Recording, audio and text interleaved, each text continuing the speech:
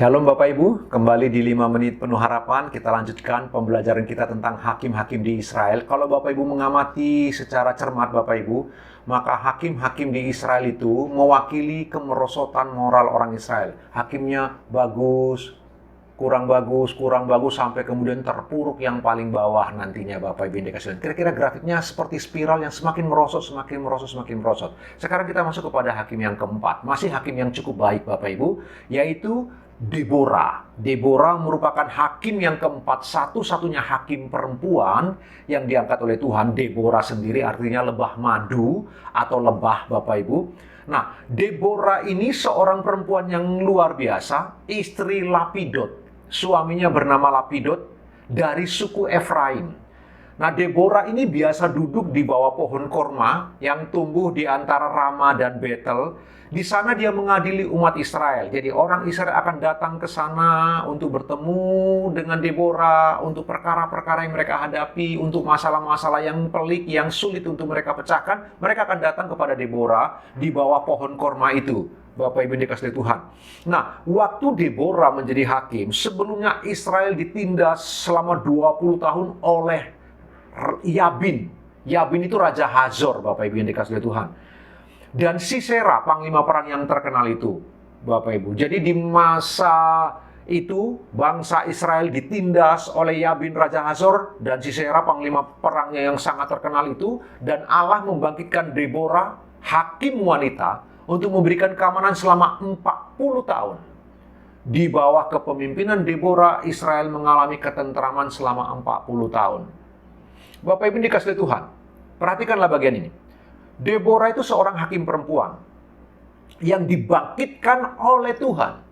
Oleh karena penduduk desa, pemimpin-pemimpin itu berdiam diri saja. Mereka melempem, para prianya itu tak berfungsi sebagai seorang laki-laki. Mereka melempem sehingga Allah membangkitkan perempuan. Ini sebenarnya sebuah pukulan yang sangat serius bagi Israel, Bapak Ibu. Kita tahu bersama-sama mereka adalah suku bangsa yang menganut patriark, garis keturunan dari seorang laki-laki, Bapak Ibu. Tetapi oleh karena laki-laki di zaman itu begitu lembek, Bapak Ibu, sehingga Tuhan bangkitkan perempuan.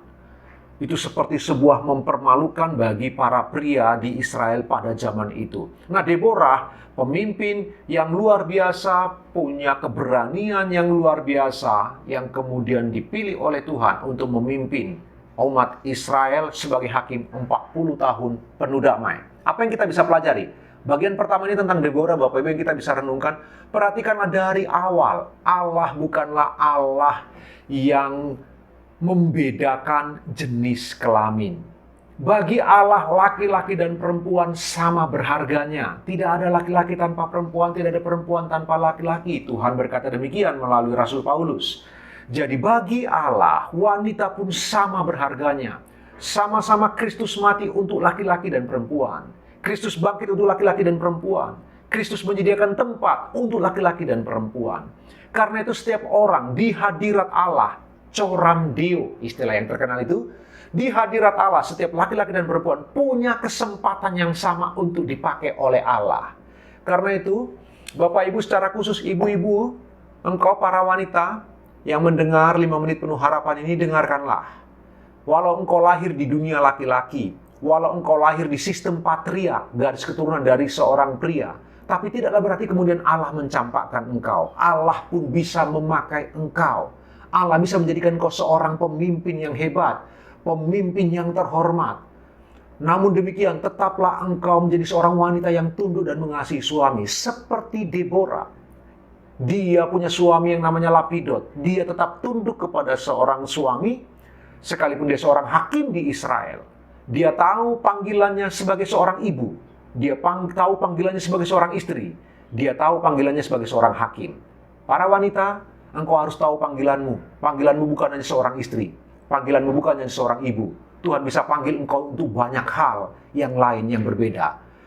Poinnya adalah Tuhan bukan Tuhan yang membedakan jenis kelamin. Tuhan adalah Tuhan yang menciptakan semua jenis kelamin, baik laki-laki maupun perempuan. Karena itu setiap kita seharusnya bersama-sama bertumbuh untuk menggenapi apa rencana dan kehendak Tuhan dalam hidup kita, baik laki-laki maupun perempuan. Sambil Bapak Ibu beraktivitas, renungkanlah kebenaran firman Tuhan ini. Tuhan Yesus memberkati.